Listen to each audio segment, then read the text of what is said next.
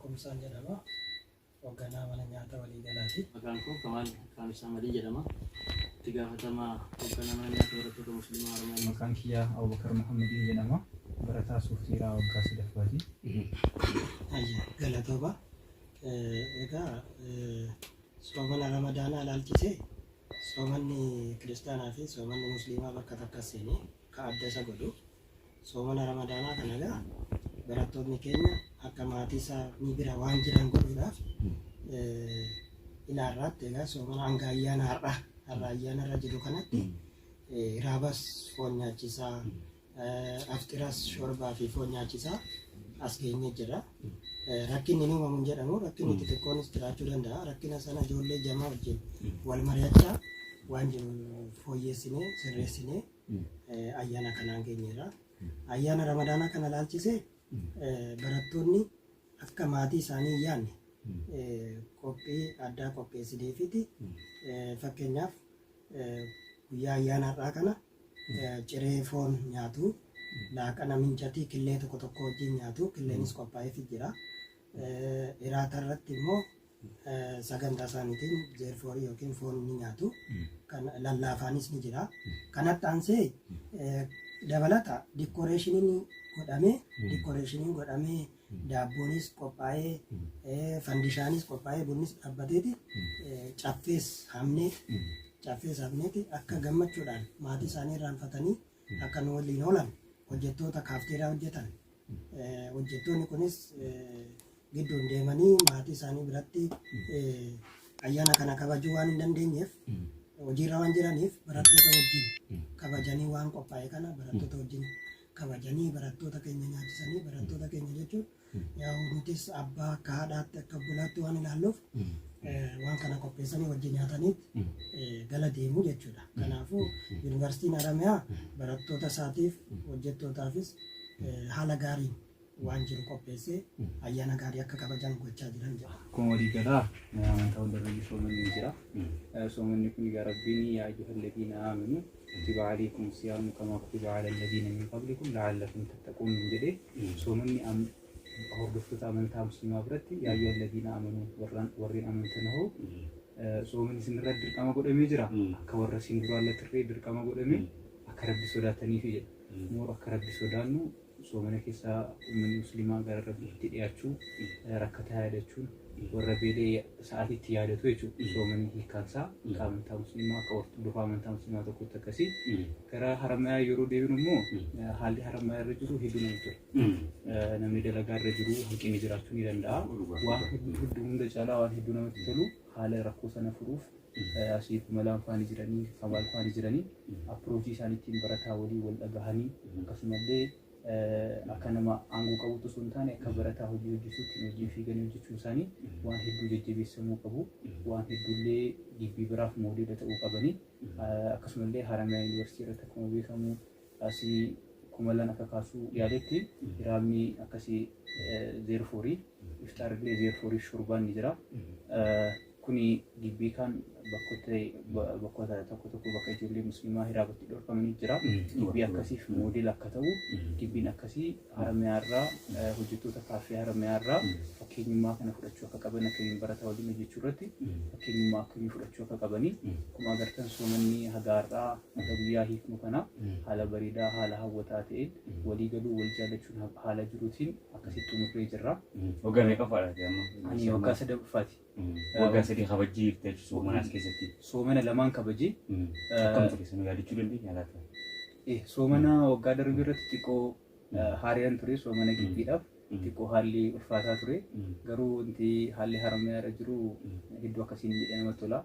Ijoollee fi barattootaa fi hojjettoota gidduu walitti dhufee jiru hedduu namatti tola.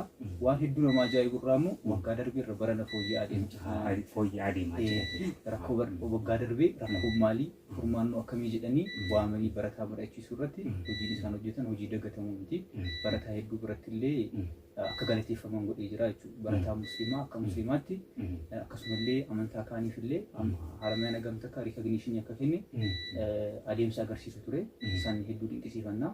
Gibbiin kaanillee akka ekspiriyaansii kana fudhatu hedduu riikamanda goonaa jechuudha.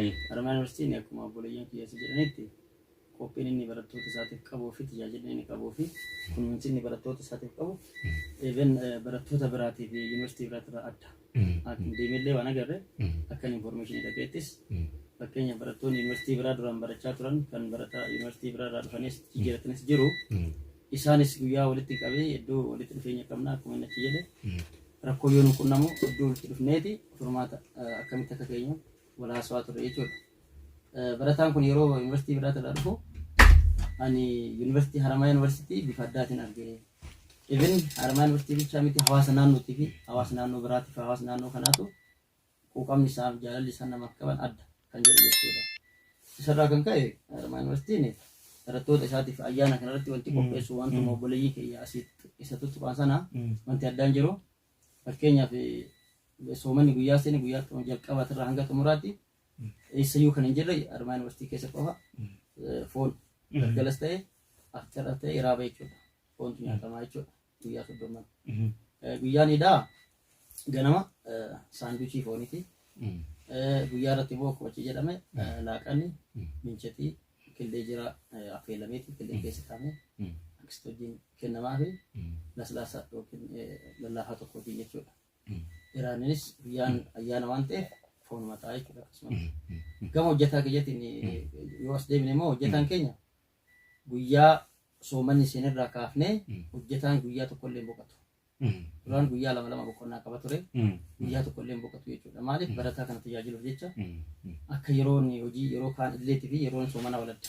Soomanni akkuma rabbiin jedhe kabajamaadha.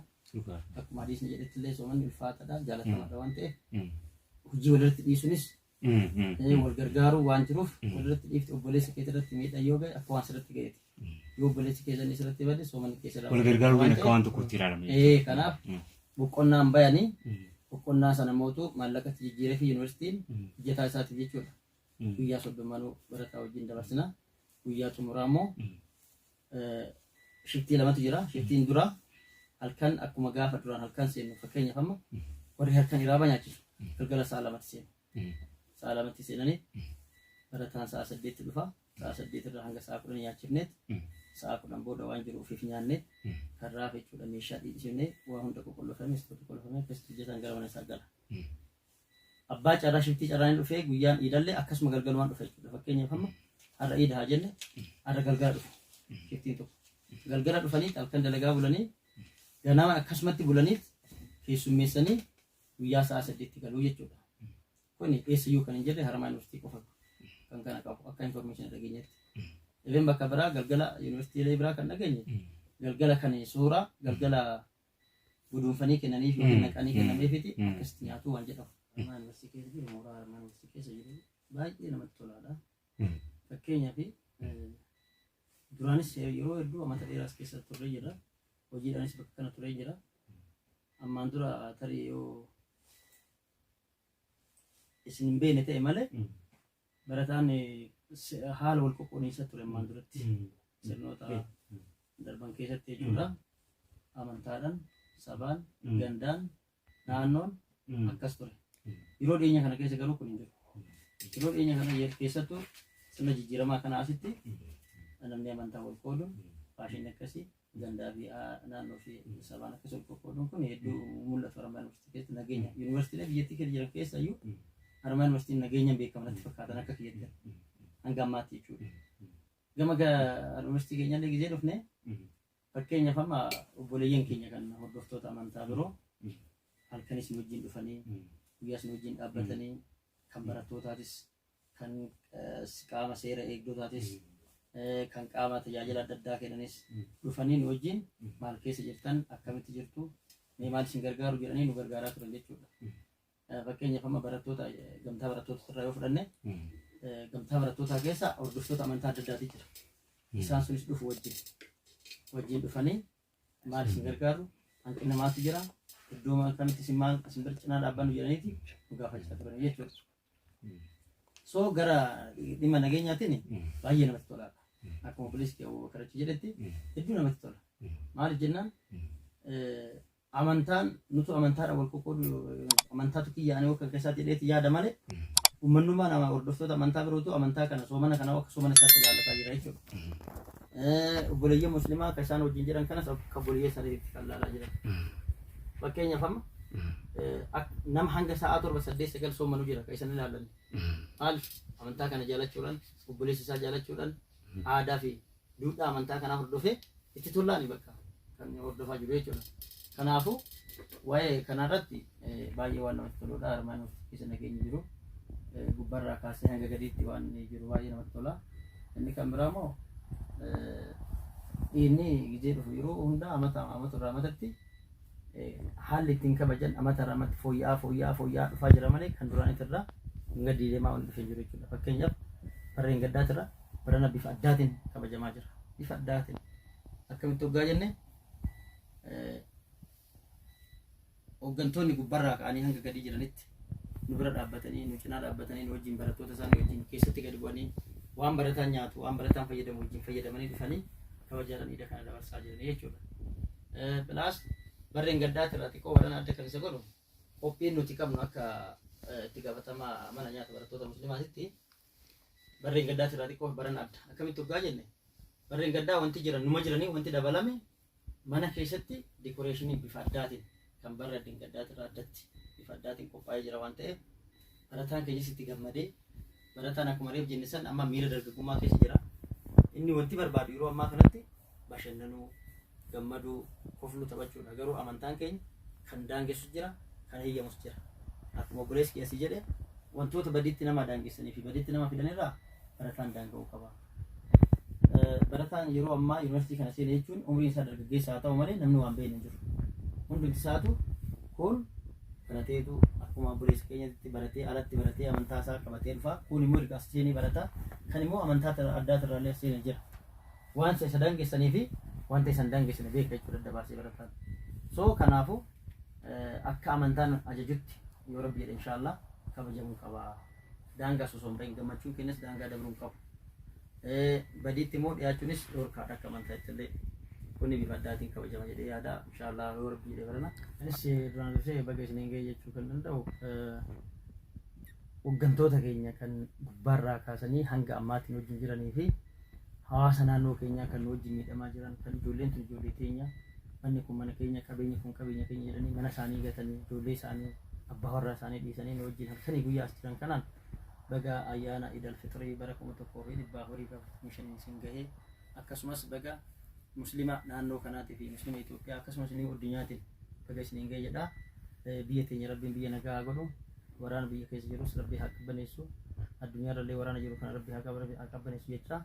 وآخر دعوانا الحمد لله رب العالمين. تقول دبلو كيسا كفا أيانا كنا جزء كبانيو أيانا كريستاناس أكما مسلم كباجو كناتي برتا مسلموتا براتوتا مسلموتا في كريستانوتا أدم باسين وان قدامو تشوفا ورا سومانو ورا سومان نيفيس وان قدامو هندا قدامو في الجرا فكينا ورا أيانا كريستانا كباجو كنا كيسا ayyaanni daangeenyeef ayyaanni muslimaa yookiin ramadaana kabajamaa waan jiruuf barattoota addaan qooduu yuunivarsiitiin Haramayaa barattoota yookiin immoo hawaasa yuunivarsiitii Haramayaa warra soomaniifis waan ayyaana ramadaanaa godhamu isaaniifis godhamaa jira.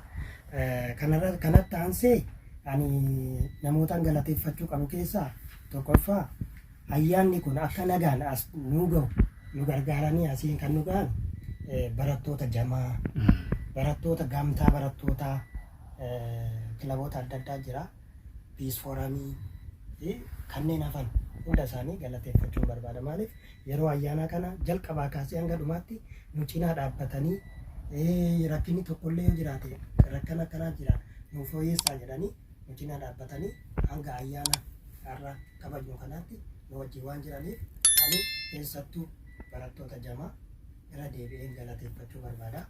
Galatooma isinis gaazexeessonni Hayyoo FM yookiin yuunivarsiitii Haramayaa waan asitti nu hamtanii waan ayyaana qophaa'e kana nu gaafachuu keessaniif guddaan isin galateeffadha hunda keessanii.